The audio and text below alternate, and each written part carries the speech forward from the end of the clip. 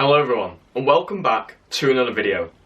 My name is Dave, and this is STOKECITY101. In today's video, we're going to be looking at my preferred lineup for the away trip to Sunderland. So, let's get into the video. Just before we start, if you haven't watched my preview, I will leave a link in the description so you can go and watch that. That was uploaded yesterday, so if you want to see my thoughts pre-match, go and watch that video, and you can comment as well with your thoughts. So let me know in the comments of that video if you've missed it already. So let's kick off the team lineup. In goal, you all know who it's going to be. I spelt his name wrong last time, but I'm not going to make that mistake this time. You know who's going to be in goal. It is Jack Butland.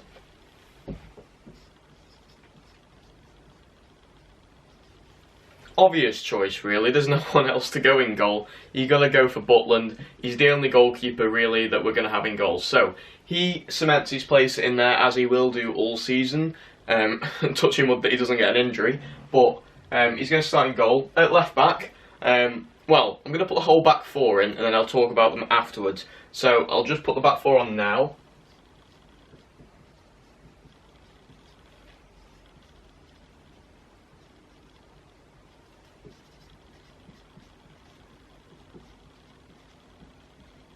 So, the back four, you've got Eric Peters, Ryan Shawcross, Philip Volscheid and Glenn Johnson. The same back four. That's because the past 4 games, we've kept a clean sheet. Why would you ever need to change the defence that's keeping clean sheets? We're not letting any goals in, we're winning games. And with this defence, I feel this is our best defence. And why we would ever change that, I don't know.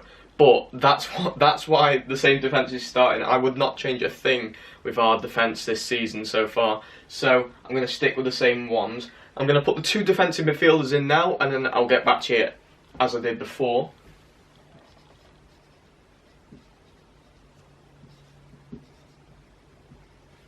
Now, this is different to last week's.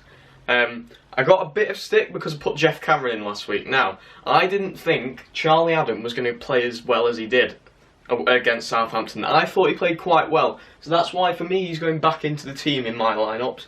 Now, at the moment, you can see that this is the same thing. But I did say, the same as the defence, we're just keeping clean sheets. We need to keep the same team because we're winning games. So what's the point of changing things? Well, drastically, if we're winning games. So, the same midfield pairing will start as usual. Glenn Whelan and Charlie Adam. They played great last game, as I said about Charlie Adam. Whelan played exceptionally well again. He's played fantastic all season. Even if he's lost that captain's armband, nothing's changed for him. He's still the same player as he was at the start of the season. And they've just got to start in the middle, really, haven't they? They've just played brilliant all season so far, and that's why they're starting in the middle. Now it's time to put the attackers in, so I'll do that now.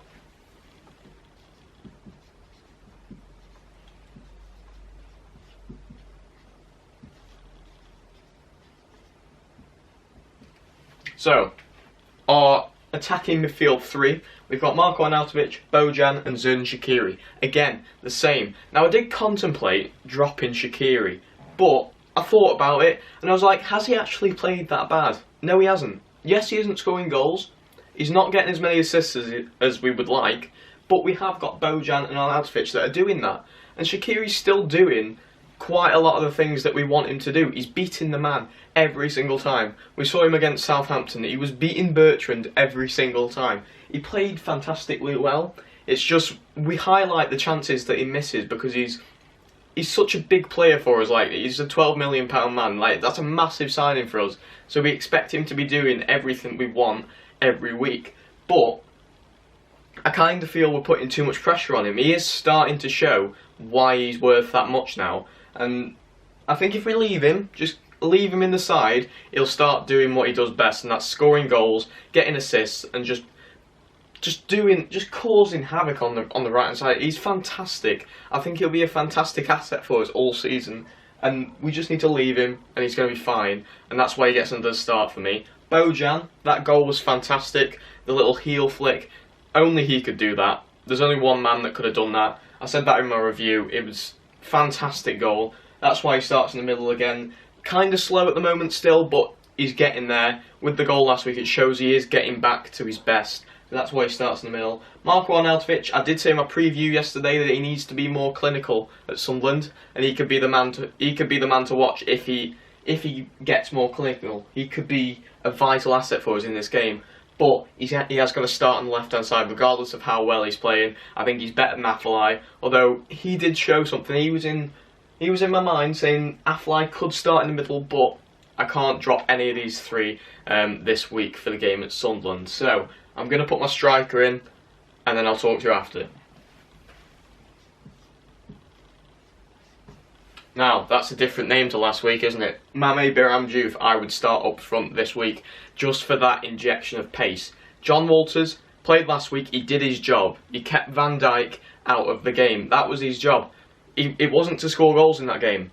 Jonathan Walters' job was to be a nuisance and keep Virgil van Dijk out of the game. That was showed in the goal when Bojan was allowed to just slip in between the gap made because of Van Dijk out of position from Walters. So he did his job there, but this is a completely different game. I feel, with the two centre-backs that Sunderland have, in John O'Shea, Wes Brown, they're very slow. They're aging a bit, they're slow, and we need some pace. And I think with Shaqiri, Arnie, Diouf, that is some pace. And I think Diouf up front, he always works hard for the team. He's like Walters, he puts in 110%.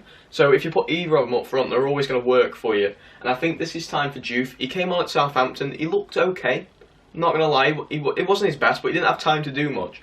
But I feel if we start him, he could grab a goal and he could be the danger man for us. So that is my starting 11. So that was my starting 11 for the away game at Sunderland, guys. I really do hope you guys enjoyed it. If you did, leave a like down below because that'll help me out a lot. Show you guys are really enjoying the content. Also, leave a comment with any changes you would make to that starting 11. Or if you agree, let me know why. I just want to interact with you guys, so let me know in the comments. Put a comment, anything, I don't mind, I'll respond to it. And then also, if you are new and you are enjoying the content, be sure to hit the big subscribe button down below because that'll help me out a lot and it shows you guys want to stick around and watch more content from me. So, until next time guys, see you then.